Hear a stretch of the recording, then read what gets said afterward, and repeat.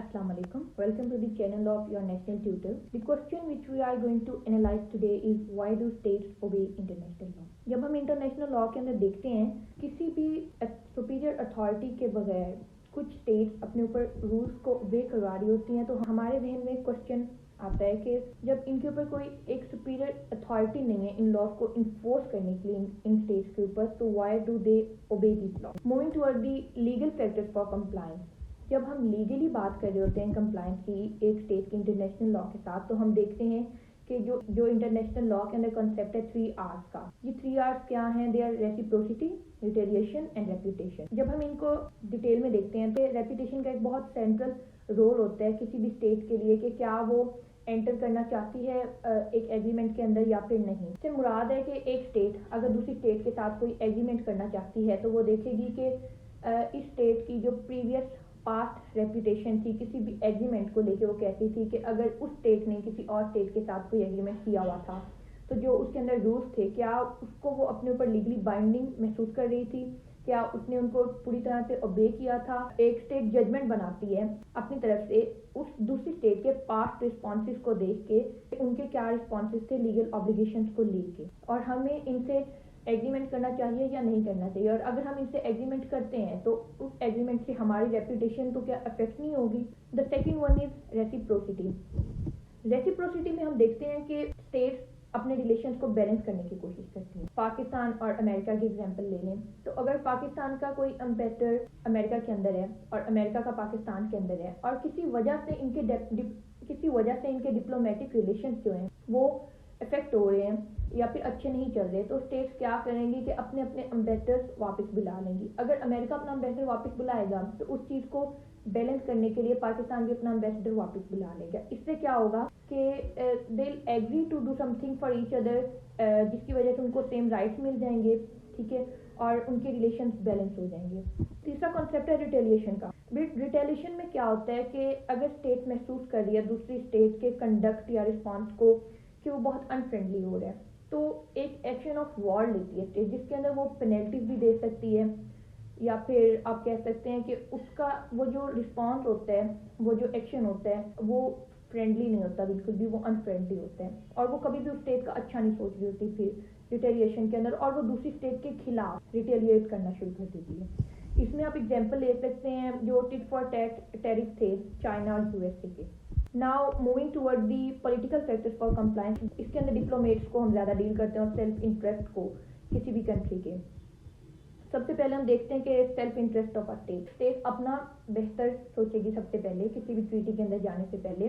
तो जो international law states अपने ऊपर बाइंड करवाती हैं वो सबसे पहले अपने सेल्फ इंटरेस्ट की वजह से बाइंड करवाती हैं। साथ होता है कि अगर हम ये इंटरनेशनल लॉ फॉलो करेंगे तो इसका सेल्फ इंटरेस्ट हमें है और इससे ज़्यादा हमारी रेपुटेशन ग्रो करेगी। The second one is for international acceptance. जब तक कोई स्टेट अपने ऊपर इंटरनेशनल लॉ को कहीं ना कहीं बाइंडिंग महसूस नहीं करती उस वक्त तक उसका इंटरनेशनली एक्सेप्ट होना, रिकग्नाइज होना बहुत मुश्किल हो जाता है। तो रिकग्निशन के लिए एक स्टेट के लिए बहुत ज़रूरी है कि वो इंटरनेशनल लॉ की इज्जत करे, इंटरनेशनल लॉ को अपने ऊपर इन्फोर्स करवाए।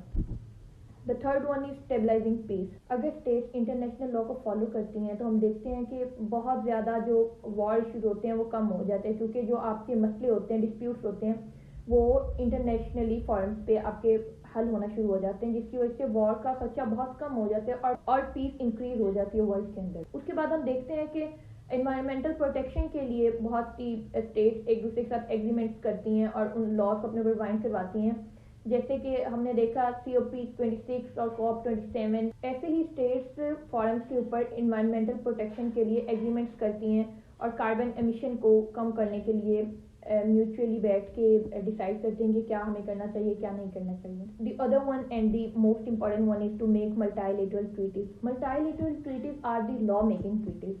ये दो से ज़्यादा स्टेट्स के दरमियान होती है और इसमें स्टेट्स मिलकर लॉ बनाती हैं। मल्टीलेटरल ट्रीटीज वो होती हैं जिनसे कोई भी लॉ बनता है, जनरेट होता है, तो ये सब्सटेंटिव पार्ट होता है इंटरनेशनल लॉ का, और इससे जितना ज़्यादा स्टेट्स एक दूसरे के साथ एग्रीमेंट्स करती हैं उतने ज़्यादा लॉज बनते जाते हैं। उसके बाद हम देखते हैं कि डिप्लोमेटिक रिलेशंस के लिए बहुत ज़्यादा ज़रूरी होता है इंटरनेशनल लॉ।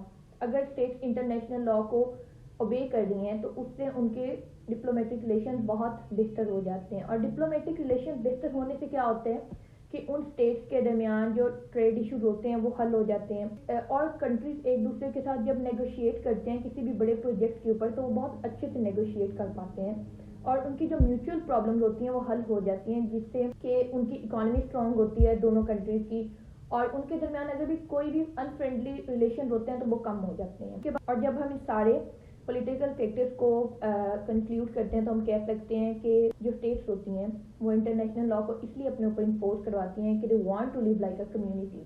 وہ چاہتے ہیں کہ ہم پیس کے ساتھ رہیں اور وار ایشوز جو ہیں وہ کم سے کم ہو جائیں, آل اوور دی ورلڈ ایک پیس ہارمنی کریٹ ہو جائے. دیکھیں وی کین سے جیسے ہم نے یہ ڈیبیٹ پڑھی ہوگی کہ انٹرنیشنل لا از اے سافٹ لا اور ہارڈ لا, تو سب سے پہلے کوشچن جو ہمارے ذہن میں آتا ہے وہ یہی آتا ہے کہ اگر اسٹیٹس کے اوپر انٹرنیشنل لا اوبے ہوتا بھی ہے تو اگر کوئی اسٹیٹ اس کو وائلیٹ کر دیتی ہے تو اس کو کس قسم کی سزائیں جو ہیں وہ فیس کرنی پڑتی ہیں, کس قسم کی پینلٹیز ہوتی ہیں. تو جیسے انٹرنیشنل لا کے اندر کچھ ایسی چیزیں ہوتی ہیں جو ہر اسٹیٹ کو منع ہوتی ہیں, اور اگر کوئی اسٹیٹ ان کی وائلیشن کرتے ہیں ان رولز اینڈ ریگولیشن کی تو ان کے اوپر ڈپلومیٹک پریشر کریٹ ہونا شروع ہو جاتے ہیں. اب ان چیزوں میں جیسے آ جاتا ہے جینوسائڈ آ جاتا ہے, وار کرائمز آ جاتے ہیں, تو کسی بھی اسٹیٹ کو اجازت نہیں ہوتی ان چیزوں کو کرنے کی.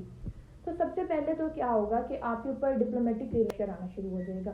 کوئی بھی اسٹیٹ آپ کے ساتھ فیوچر میں ٹریٹیز اور ایگریمنٹس کرنے کے لیے تیار نہیں ہوگی, کیونکہ آپ کی ریپوٹیشن اتنی خراب ہو چکی ہوگی اس وقت تک. اسٹیٹ بھی ایگریمنٹ کرنے سے پہلے یہ سوچے گی کہ انہوں نے پاسٹ میں جو ایگریمنٹس تھے ان کو وائلیٹ کیا ہے, تو اگر ہم ان کے ساتھ ایگریمنٹ کریں گے تو ہماری بھی جو ہے ریپوٹیشن وہ خراب ہوگی.